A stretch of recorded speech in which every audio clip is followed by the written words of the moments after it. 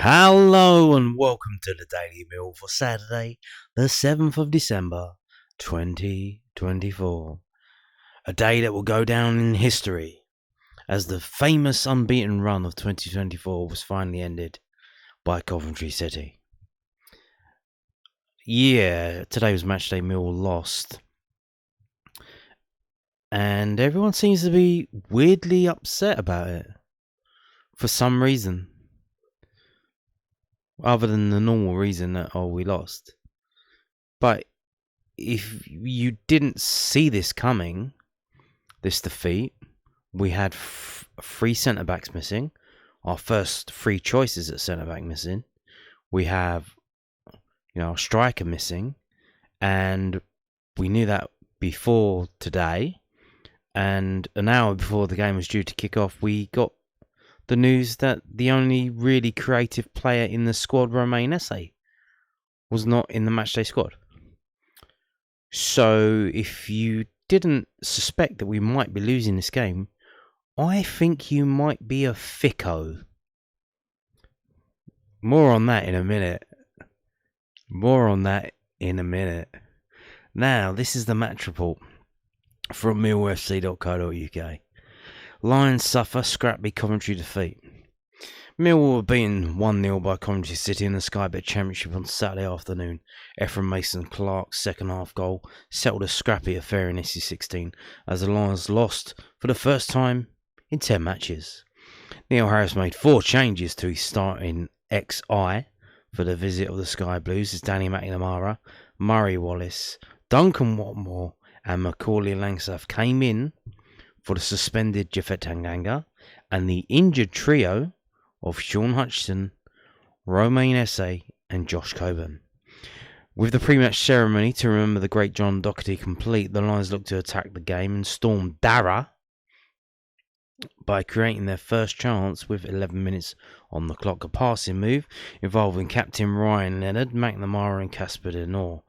The former won a corner kick for the Lions, which went straight in via Joe Bryan and the win, but referee Thomas Bramall disallowed the goal. Yes, that was that. And again, that's another. I told you in yesterday's video.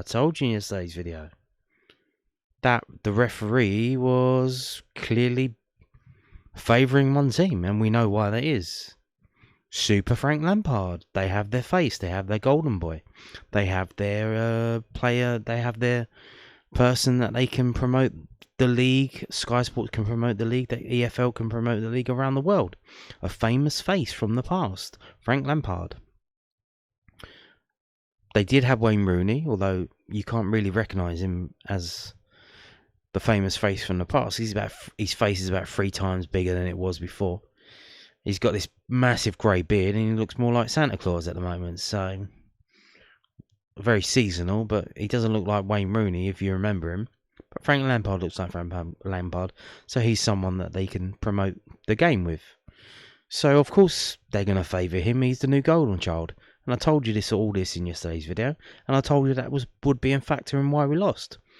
Absolutely was. Should have had a penalty. Didn't get a penalty. Saville got pushed over in the box. Didn't get the penalty. Disallowed goal for what? Macaulay Langstaff was standing next to the goalkeeper. Didn't grab him. Didn't hold him. Didn't just jumped up with him. Didn't even lean into him. Done none of that stuff.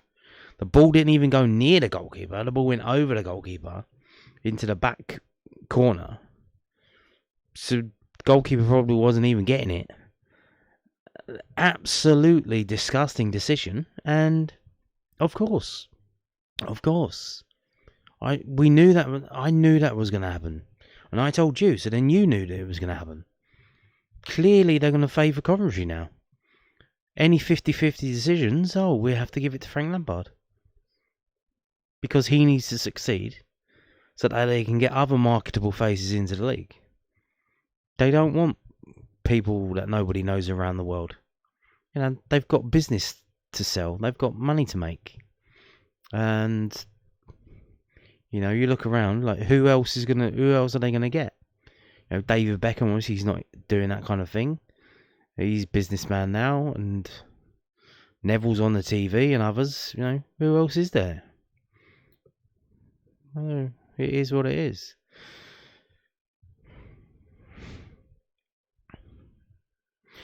Seven minutes later, Millwall spread the ball across the edge of Coventry City's penalty area, but the final ball from George Honeyman, who looked for the path of Brian, was lacking. The Lions continue to look for openings as the half-hour mark approached, but the next opportunity went the way of the Skies Blues as Tatsuri Sakamoto shaped to shoot, only to find his strike blocked by George Saville. Langstaff and Aziz combined with just under 10 minutes to go until the break, but the former fired a good chance over the bar. And with the half-time break nearing and the Sky Blues seeing more of the ball, Lucas Jensen had to tip a header over the crossbar to ensure the sides went in goalless. Following Leonard picking up his fifth booking of the campaign, a card that will keep him out of Wednesday night's visit of Sheffield United, the Lions had half-hearted penalty appeals waved away before Mason Clark saw a shot blocked by Wallace at the other end. Jensen then had to stop a point-blank range effort from Mason Clark as the wind swept up once again, before a spell of pressure from the visitors eventually ended with Mason Clark guiding the ball home at the back post to open the scoring. Yeah, so Jensen, so the ball gets, their geezer gets the ball like literally right on the 6-yard box, 6-yard line, and he's just struggling to control it and get the shot away. And as he does get the shot away, and Jensen saves it with his foot. Like that should have been a goal.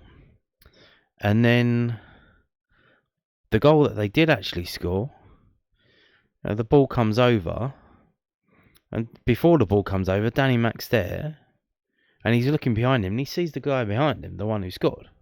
So he's looking there and he sees him. But then the ball comes over. And then Ryan Leonard is tracking the blonde-haired guy back. And I don't know, like, you assume that, Ryan Leonard was going to get on the ball. That's why he was, like, tracking him back. But then what about the other guy? So, don't know what the hell, I assume what was going on there was that when we have to defend set pieces, some players are told to man mark, and some players are told to do zonal, because it looks like Danny Mack was doing zonal. And he just left. He looked behind him, saw the guy there, and just said, "Oh, okay, he's there," and didn't move. He just stayed where he was. And then Ryan Leonard's tracking back with this other guy, and the other guy kind of holding on to Ryan Leonard and dragged him down with him. And then the guy who was free on the back post, he just kicks into the net. Like, why is Danny McNamara zonal marking? Why isn't he covering that guy on the back post? Like, what is the point? Anyway, so immediately after that, so this suggests that what happened was straight after that, the players are ready to come on. So I don't know if he was going to bring them on anyway, we just had them ready just in case. If he was playing for the 0-0 draw, and then he was waiting, I think, they might score here. We might need to actually start to attack to get the 1-1. Straight away, Aris responded to the setback by bringing Mihailo Ivanovic and Edomir Maku into the play, replacing Watmore and Honeyman, with the next chance seeing Langstaff battle his way through and into the penalty area, only for his attempt to be blocked. A combination of Jensen and Leonard had to keep out Jack Rudoni on 73 minutes, with McNamara then stopping Brandon Thomas Asante as he looked to score with his first touch since coming off the bench. And Maku's cross was deflected into the side netting, and Joel Letebedier's header prevented Langstaff from striking as the Lions looked to push Coventry further back, with Ryan Wintle and Billy Mitchell for his first appearance of the campaign, then coming on for Saville and Denor with 10 minutes remaining. A bullet header smacked the post moments before Tom Bradshaw entered the field of play, as McNamara entered the field of play in place of McNamara, as the Lions went all-out attack for the final few minutes, but as Ivanovic headed wide from Brian's corner 2 minutes into the 5 of stoppage time, it was not to be for the Lions. We had a corner right at the end as well, and Jensen came up for that, but guess what happened? Ball went straight out of play, didn't even have a chance of going in the net. And I noticed with a few of the crosses as well, so we had players, was it Ryan Leonard and Aziz, because I've watched it back on the highlights now, which I've shared on the YouTube community tab on the YouTube channel. I've watched it back. So I always do. I always watch the game and then watch the highlights back when I get home to see, did I see what I saw or what did I see? I don't know. So you see Aziz and Leonard and other players when they're trying to play crosses into the penalty area, they seem to be keeping them on the ground. So I don't know if they were told because of the wind or they just figured it out. Look, keep your crosses down. Because if you cross it higher, the wind's just going to take it out. Especially in the second half. So obviously the wind, I think, was going against us that way. But that's really fucking stupid thing to do. If you've got a situation, use the situation. What you should have said was, look, the wind's going to blow your ball towards the goal. So that when you do a cross, you've got to cut it back. So if you're crossing for the 6-yard line, aim for the D. Put your cross towards the D and the wind will blow it towards the 6-yard line. And tell your strikers, look, don't run to where you think the ball's going to go. Just follow the ball. Just get in there and wait for the ball to blow to you. Instead, it looks like they were told, keep your crosses on the ground. And guess what happened? Didn't beat the first man. Of course not. Of course not. What have we got? We've got a crowd of 16,460, but I doubt, I think there was a load of season ticket holders who didn't go because of the weather. Really, really bad weather, the wind and whatnot. 3,025 away fans. Some strange stuff going on after the game round the back of the Docker stand, going that way towards Surrey Quays. Apparently the police closed off one of the roads or one of the walkways, and they wouldn't let you walk down there. Because I think there's building work there, and it's narrowed the thing. And they just, I don't know, for safety reasons or what, they just closed it down, and it meant some people had to take 40 minutes to get home. Not only that, but with the winds, you South Bermondsey, if you use South Bermondsey Station, it's calling it a station is a bit flattering, to be honest. It's a platform high up on an embankment, and you can imagine what that's like in the wind. So you can't have people going toe to toe up there, standing even though they have the yellow line, which I don't know how far that back is. That 3 feet back, 4 feet back? If you've got a packed out thing there and the wind blows, I mean, you could get blown on the track. So nightmare getting home. After like a bit of a shit game, really, which we should have won. And well, not that we should have won, but we should have scored at least. Having that corner taken off from Joe Bryan was a bit of a piss take by the referee. Absolutely ridiculous decision, really. So the team was as follows. I should tell you that, actually. Jensen, McNamara, Leonard, Wallace, Bryan, Denor, Saville, Aziz, Honeyman, Watmore, Langstaff. Same formation, 4-2-3-1. So they just moved everyone in. So Leonard was playing the centre-back of a 2. He did all right. He did okay. I think usually when Gary Rowett played him as a centre-back, he was on the right side of a 3. Was he? He wasn't the best, really. Hopefully we don't have to play him there again.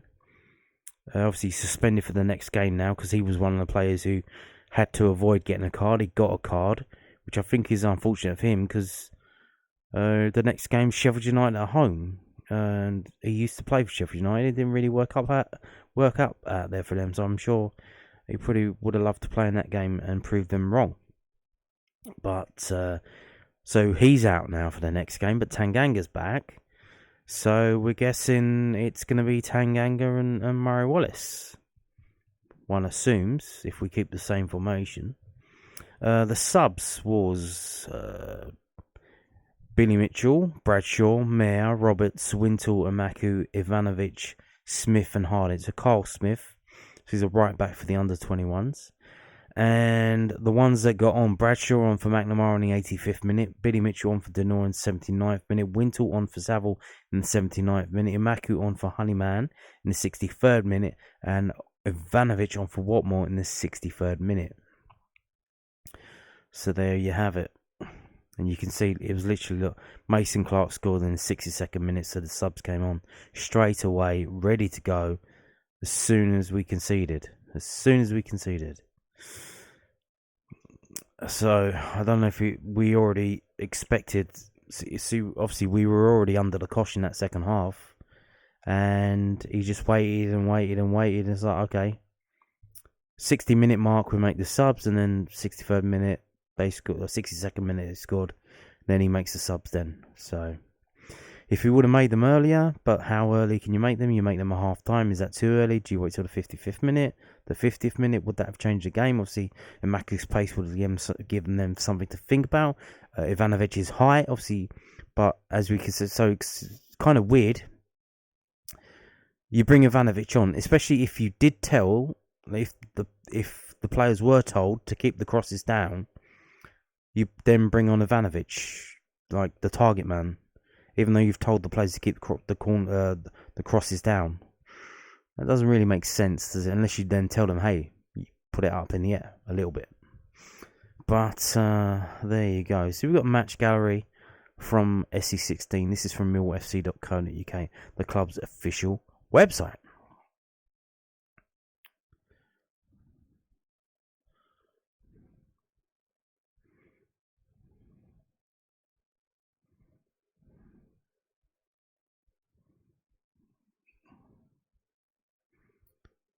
So there you go. I think we've gone around once. So there you go. Yeah. So the lowdown from the South London Press on Millwall 0, Coventry 1. Lions' unbeaten championship run ended as Harris underwhelmed by bench impact. Oh, it's sorry, what? Underwhelmed. We played better, more attacking football when Imaku came on, when Ivanovic came on. How are you underwhelmed? Let's see what he says. Millwall lost at the Den for the first time since September the 14th as Efron Mason Clark's second half goal gave Frank Lampard that winning feeling for the first time since being appointed Coventry City head coach. Yeah, I told you. There's the teams. I'm not going to get into that. You can just say, if you look at Coventry City subs, they made one change on the 61st minute, so after the hour mark.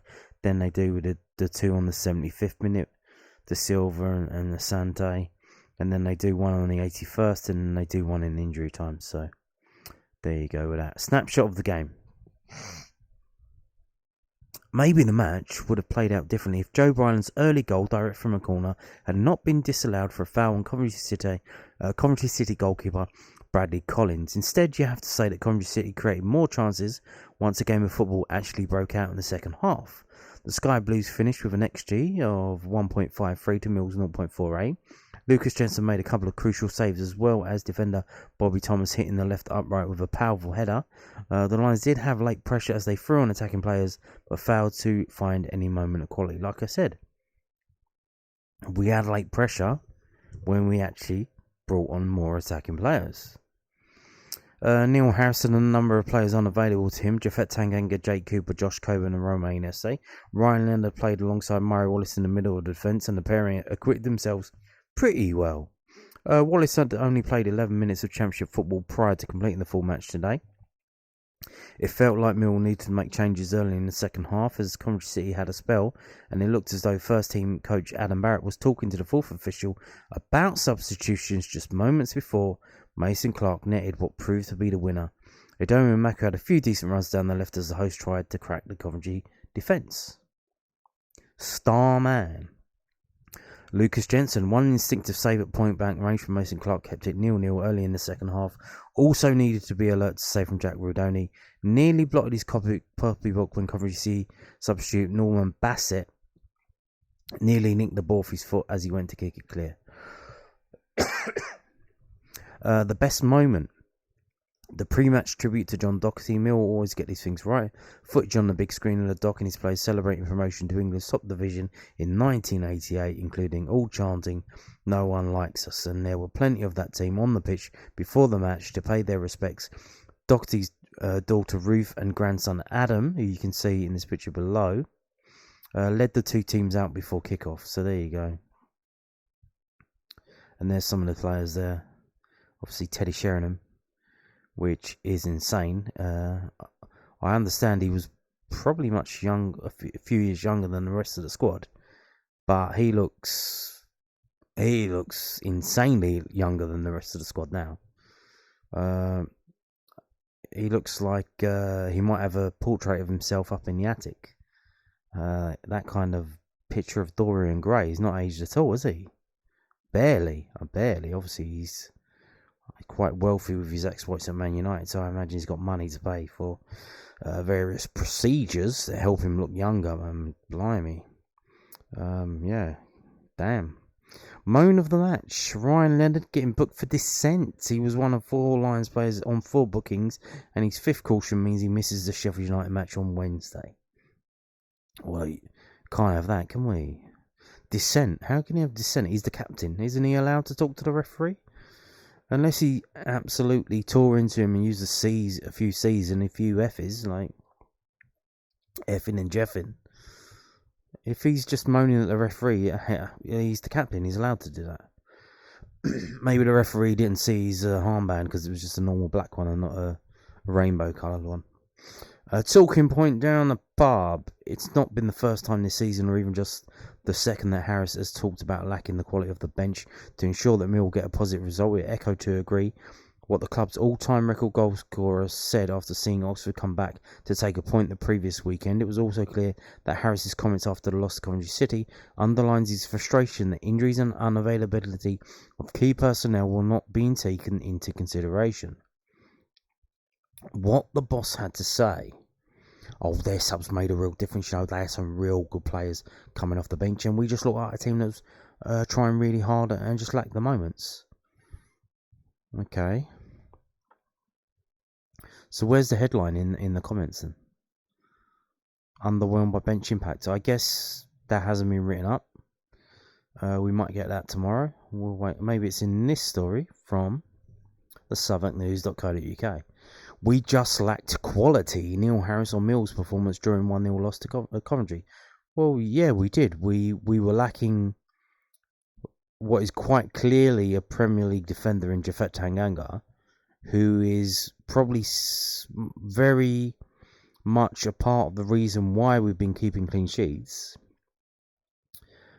We've been missing our most creative attacking threat in Romain Esse today, unexpectedly. So it seems it was a late decision. We're also missing our main threat from set pieces, even though our set pieces are dog shit. And anytime he tries to get near the ball, he gets given a free kick against him in Jake Cooper. And he also does a bit of defending on the side, by the way. I don't know if you noticed that. We also have quite a senior pro who bizarrely came back in the summer, even though he's 34 years old, in Sean Hutchinson. He's injured as well now. So 3 centre-backs missing.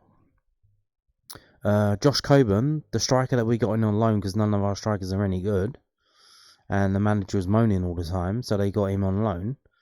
He's out injured for the second time, and he's only been here since August, and he's going to be injured until January. So, you know, we've got injured players, like a lot of injured players. Mill boss Neil Harris said his side had a lot of learning in front of us after they lost 1-0 to Coventry City at the Den earlier today. Frank Lampard's Sky Blues dominated the Lions, having 62.8% possession and 14 shots to Mill's 9.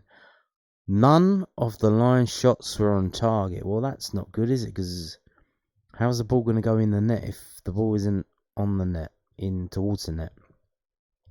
And that's not good. Like I said, maybe it's the wind. The wind. If you shoot, what they should have been, they were aiming for the goal. They should have been shooting to the side, and then the wind would have blown it towards the goal. The result snapped Mill's 9-game unbeaten streak, and this was their first home defeat since their 1-0 loss to Luton in mid-September. I'm disappointed with the result, obviously. We just lacked quality, didn't we? No problem handling the football at times, in transition. We gave it away a few times too cheaply, which caused us problems. I thought first half, we were slightly better team, but no end product, no creativity. Second half, I thought Coventry had a good 10-minute spell around the goal and looked dangerous. I thought their subs made a real difference, and some real good players coming off the bench, and we just looked like a team that was trying really hard and just lacked the moments. And that's where I think people have to get their head out of the clouds and realise we've done well to achieve what we've achieved so far and how tough it is for us as a group. Right at the end, we're putting the ball into the box and one of the young centre forwards and young wingers are standing outside the penalty area, and it just shows we've got a lot of learning in front of us. And that's just the levels, isn't it? That's the levels, and that's why you rely on players to have those moments, and we just lack that level today. So that was it. That's the comment there. So he's moaning publicly in the post-match about the positioning of Amaku and Ivanovic. Well, of course they're going to be outside the area. Our fucking free kicks and corners are shit. What's the point in being in the area? He's not even going to get there. They're probably waiting for the second ball because they know the first ball's fucking dog shit. And the Coventry City player's going to get on it because the players who are taking the set pieces ain't going to deliver it where it needs to be delivered. So they're waiting to get the second balls because they've got a fucking brain in their fucking head. Just thinking about it. But hey, that's just levels in it. That's levels, and that's why you rely on players to have those moments. And we lack that level today. You miss Romain, you miss Jaffet, and you miss Jake Cooper. 3 players that probably get in anybody's championship team. So just a reminder to the people, the thickos, that when you take the 3 best players out of the Mill team, that is Millwall Football Club. So there you go. Thickos, Neil Harris. Quote from Neil Harris. So just a reminder to people, the thickos, he's talking about you now. You. You, not me. Not me. I don't think he's talking about me. He's talking about you. That when you take the 3 best players out of the team, then that team, this, I don't know if this is not written up properly or whether you just stuttered. When you take the 3 best players out of the team, this is Millwall Football Club. Wise words indeed. Wise words indeed. So a lot of people, as you might expect, are upset about that. And I saw the Fico Club quote, but I didn't see the thing. I'm more upset about digging out the young centre forward and the young winger, who's clearly he's talking about Ivanovic and Amaku, who Amaku, when he came on, was our biggest attacking threat. So, like I said, they're probably waiting for the second balls because they know the first ball is complete fucking dog shit. And they figured out that, it's better just to stand outside the box and try and get to the second ball. If that's not what you told them to do, then maybe that's an issue. But, if you tell them to get in the box and they're just standing there playing with their fucking dicks because no one can deliver the fucking ball on their fucking head, maybe they got to figure out for them fucking selves. Just a point. Just an idea. But a lot of people, fans online or on the Twitter, that the place, the dark place of Twitter, are getting upset about the Fico comment. And I think you are thickos, because I don't know about you, but I had a massive bet, more than I usually have, on Coventry to win that game today. We had our first 3 choice centre-backs missing. We had our main striker missing. As soon as the team lineup was announced an hour before the game, we knew that Romain Nesse was missing from the squad. Once that team lineup was announced, you should have been sprinted down the road to go to William Hill or Ladbrokes to lump your money on Coventry to win. Not only that, but the fact that, it's Frank Lampard's second game in charge, and he drew his first game. You knew that the ref was going to be bent towards Lampard. Nailed on. So how did you think that we weren't going to lose this game? How did you think? If you thought we weren't going to lose this game, you're a ficko. You are a ficko. Now, obviously, you want Mill to win because you're a Mill fan. You hope Mill will win. Even I did. I had a bet on. I want cheering for Coventry to win the bet. I was fucking up and down in my seat anytime Mill were at the goal line. I was like, oh, here we go. We're going to score. Because I don't give a fuck. Happy days. Money in, money out. Doesn't bother me. I still want Mill to win. But, bruv, we've got 3 centre-backs missing. The main striker that we brought in on loan, he's out injured. And the reason why we brought him on loan, because the players we got up front ain't very good anyway. And then the main attacking threat, the most creative player in the squad, after Zion Fleming decided to flounce off, Romain Esse, he's not in the squad either.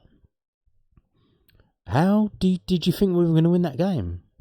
If you did think we were going to win, then you are a ficko. No offence, but... So there you go. Like, this is the line of calling people fickos. That's the thing that's got everyone upset. But I didn't see this one because that wasn't. Everyone was just sharing the ficko line. They weren't sharing the one about the young centre forward and the young winger. That's the one that's upset me. Because those two, they did more on their time on pitch trying to score than the other players have done for the rest of the game. Certainly done more all season than fucking Bradshaw's done. But if Bradshaw stands in where you want him to stand, that's fine. Won't score there though. Won't do anything because he's standing in the wrong position. But he did what you told him to do, so he's a great player. Yeah, what's going on here? Are the wheels coming off? Are the wheels coming off? What's this about as well? So, again, here we go. Is he injured or is he injured? I'm doing air quotes. You can't see it because you can't see me. Is he injured or is he injured? Has he got the Zion Fleming injury? As in, any time there's a transfer window, Zion Fleming got injured.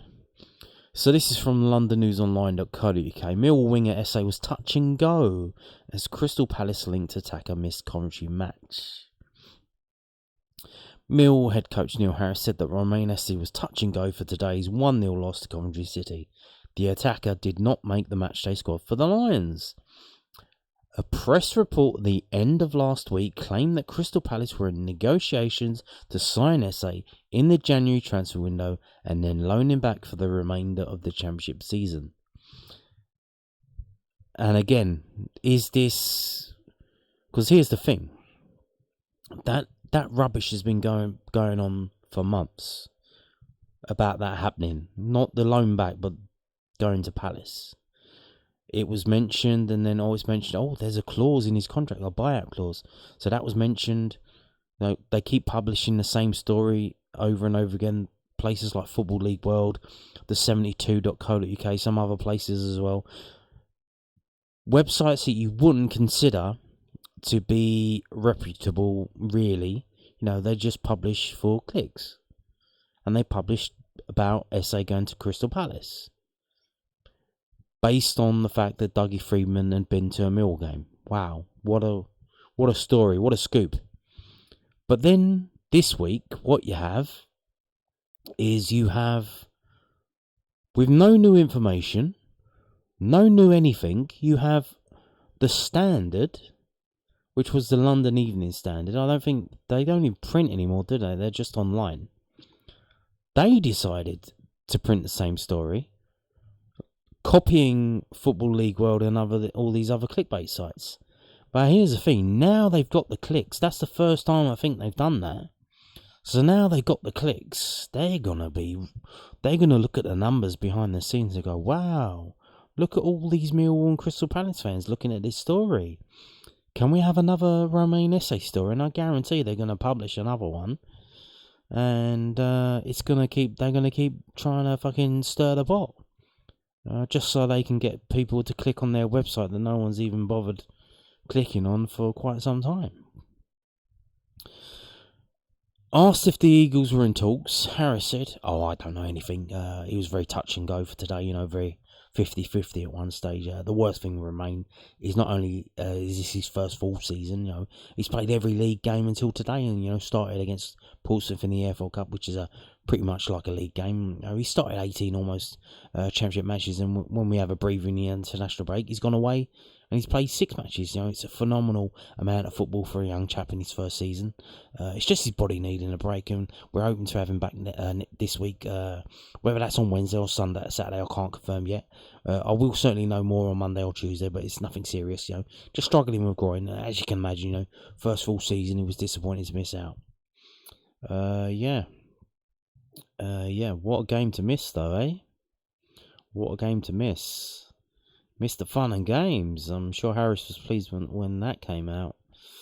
So yeah, now we wait to see. So will he back for the Sheffield United game? Maybe not. If it's touch and go, maybe not. But will he come back for Middlesbrough? You'd hope so. But if he doesn't, then alarm bells are going to start ringing. The Standard are going to start publishing bullshit stories again. And in fact, we have 5 more games until the January transfer window opens. We've got Sheffield United at home on Wednesday, this Wednesday. We've got Middlesbrough away Saturday. We've got... Who's that? I'm looking at my calendar. Is that Blackburn Rovers at home? Yeah, it is Blackburn, isn't it, on the 21st. And then we've got Norwich away on Boxing Day. And then we've got bloody Coventry City again on Sunday the 29th, and then transfer window opens on January, doesn't it? January the 1st. So if he misses all 5, if he misses the next 2, if he misses 3, here we go. He's going to have to miss 5 games, and then when does the deal get done? Does it get done straight away? Or does it get done later on? I don't know. But let's hope it is just a groin injury. And let's hope it is... Like I said, it's his first full season. For Crystal Palace to sign him after half a season is just weird. And you saw with the atmosphere now, the the fans not happy with the things. Especially not happy with being called thickos. You can't... I don't think... I can't remember us doing this before. This is not a thing to be done at such a partisan club like Millwall. You can't sell a player and then loan him back. Now, it would make sense if we sold him and then maybe loaned someone else back from Crystal Palace. That might make more sense. But to loan him back, I don't think that's going to go down well, to be honest with you. Probably don't do that. So if that's what you're thinking, for a way for the deal to happen, but then for him to stay here for the rest of the season, don't do that. Don't do that. Just wait until the summer, and get the deal done then. If he plays even better, maybe you'll get more money from someone else. Start a bidding war with other clubs, and then he can decide where he wants to go, and it is what it is, Now, we're going to finish with this. The Golden Child. Words from the Golden Child. So even now, it's serious, because even when you've got the local papers, they do sometimes mention the opposition manager, but look, Lampard, Frank Lampard, in the headline, in the title. Quick, click, click, click. Let's get some people clicking on this story. Frank Lampard. So yeah, londonnewsonline.co.uk. Coventry City boss Lampard pleased with commitment levels after 1-0 victory at Millwall. Frank Lampard was delighted to secure his first win as Coventry City head coach in Saturday's 1-0 win at Millwall. Ephraim Masons-Clark's 68th-minute strike sealed all 3 points in testing conditions. Former Chelsea and Everton boss Lampard was impressed with how his side defended their lead, particularly as Millwall loaded the box late in the game searching for their equaliser.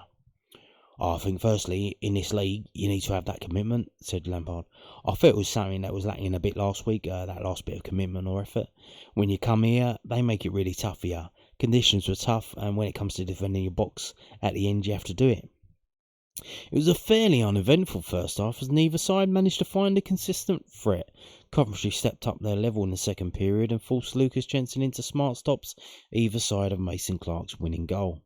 Lampard said, we didn't play beautifully. The first half was too slow, too passive. I told them that at half time. And we were almost allowing the game to drift, and anything can happen here. But they grabbed it in the second half, and we played quicker, we played forward, and we created enough chances to maybe win the game 2-0 and have the game done. But when it wasn't done, we defended really well, and that has to continue. Former Peterborough attacker Mason Clark has scored in both of Lampard's matches in charge. Lampard said, I'm really happy for him. He's a young player who's arrived at the club, not easy in a difficult spell. He's a talented lad. He's been a real pleasure to work with. He wants to learn and produce for the club. In the second half, he had a 20-minute spell where he looked dangerous, and if you get him 1v1 in the box, he's a real threat. Well, he was, and he wasn't. Jensen saved that point-blank shot with his feet, so that was good for Jensen to do that. Good stuff. So there you go. Even the local press are fawning over Frank Lampard. Who wrote this? Alex Grace. I'm sure they loved it. Doing a post-match after. Oh, look, this is Frank Lampard. I used to watch Frank Lampard when he was playing for England. Yay, in the World Cup. And now I'm here speaking to him. Oh, he's such a hero. Oh, he's so handsome. They've got their golden boy, We got a goal disallowed because the golden boy needs to win his first game. It is what it is. That's what happens in this game now. It's a business. It's an entertainment business. It's there's it is dodgy to some extent, but in a plausible way where they can deny it. But we know what happened. We know what they did. We know what they did. And on that note, thank you for watching, and don't be a thicko. Bye bye.